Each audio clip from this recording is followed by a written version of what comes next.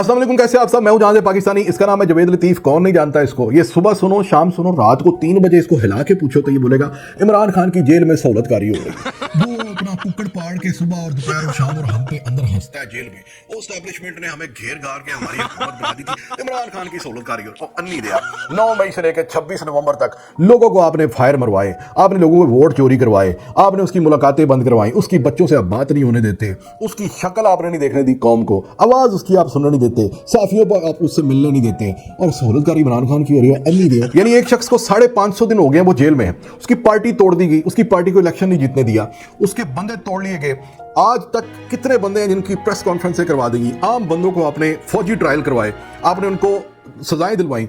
ये सारा कुछ करने के बाद आप कह रहे इमरान खान की सहूलतकारी हो रही है। अब बंदा यकीनन पागल हो गया है। मतलब लोग रोटी को चोची कहते हैं और एस्टैब्लिशमेंट को भी मैं कहता हूं कि सरकार खुदा दे ना जे जिथे इन्ने 47 फॉर्म ते तुसीं लिआंदे सी ये बंदे, ਉਹ ਇਹਨੂੰ ਵੀ ਕੋਈ ਸੀਟ ਦੇ ਦੇਣੀ ਸੀ, ਉਹ ਇਹਦਾ ਵੀ ਮੂੰਹ ਬੰਦ ਕਰ ਲੈਣਾ ਸੀ। ਉਹ ਜਦੋਂ ਦੇ ਇਲੈਕਸ਼ਨ ਕਰਾਏ ਨੇ ਇਹਦੇ ਅੰਦਰੋਂ ਇਮਰਾਨ ਖਾਨ ਹੀ ਨਿਕਲ ਰਿਹਾ। ਜਦੋਂ ਸੁਣ ਲਓ ਉਹ ਇਮਰਾਨ ਖਾਨ की सहूलतकारी हो रही है, ਉਹ फैज़ हमीद ने ये कर दिया, ਉਹ फैज़ हमीद, ਉਹ मामा फैज़ हमीद ਨੂੰ तुसां गिरफ्तार ਕੀਤਾ ਹੋਇਆ, ਉਹਨੂੰ ਜਾ ਕੇ ਉਹਦਾ ਕੋਈ ਸਿਰ ਪਾੜੋ, ਉਹਦੇ ਕੋਲੋਂ ਗੱਲਾਂ ਪੁੱਛੋ ਕਿ ਤੂੰ ਤੇਰੇ ਅੰਦਰੋਂ ਕਿਹੜੀ सहूलतकारी ਕਿਹੜੀ ਹੋ ਗਈ ਤੇਰੇ ਅੰਦਰੋਂ। ਉਹ ਰਾਣਾ ਸਨਾਉਲਾ ਨੂੰ ਪੁੱਛ ਲਾ, ਮੇਰਾ ਭਰਾ, ਉਹ ਵੀ ਤੇ ਤੇਰੇ ਨਾਲ ਹੀ ਹੈ ਨਾ, ਉਹਨੇ ਵੀ ਤੇ ਸਬਰ ਕੀਤਾ ਨਾ, ਉਹ ਵੀ ਤਾਂ ਹਾਰ ਗਿਆ ਸੀ ਨਾ, ਤੇਰੀ ਵੱਖਰੀ ਜਾਨ ਫਸ ਗਈ ਆ। ਜਾਓ ਮੇਰਾ ਭਰਾ, ਇਹਨੂੰ ਕੋਈ ਬਿਰਿਆਨੀ ਸ਼ਰਾਨੀ ਸਮਝਾਓ, ਕਿਸੇ ਜਿੱਤੇ ਹੋਏ ਐਮਐਨਏ ਦੇ ਸਰਬਾਲੇ ਬਣਾ ਛੱਡੋ ਇਹਨੂੰ। ਐਵੇਂ ਕਿਤੇ ਫੁੜਕ ਗਿਆ ਤੇ ਉਹਦੇ ਤੇ ਹੋਰ ਕੇਸ ਬਣ ਜਾਏਗਾ। 280 केस ਨੇ ਉਹਦੇ ਤੇ। ਇਹ ਫੁੜਕ ਗਿਆ ਤੇ ਇਹਦੇ ਕਤਬੇ ਤੇ ਵੀ ਲਿਖਿਆ ਜਾਣਾ ਵੇ ਕਿ इमरान खान की सहूलतकारी की वजह से हलाक होने वाला बंदा। तेरे चाचा होगी गिट्टियां नु गैस, तू ना जुत्ती नु काला लून ला के पाया कर। इमरान खान की सहूलतकारी हो रही है। इमरान खान जेल में देसी कुक्कड़ पाड़ता है। अच्छा कहता मेनू ये रौला नहीं है कि देसी कुक्कड़ खांदा, कहता देसी घ्यो च फ्राई करके खांदा। मम्मा तेरे पल्लियों खांदा।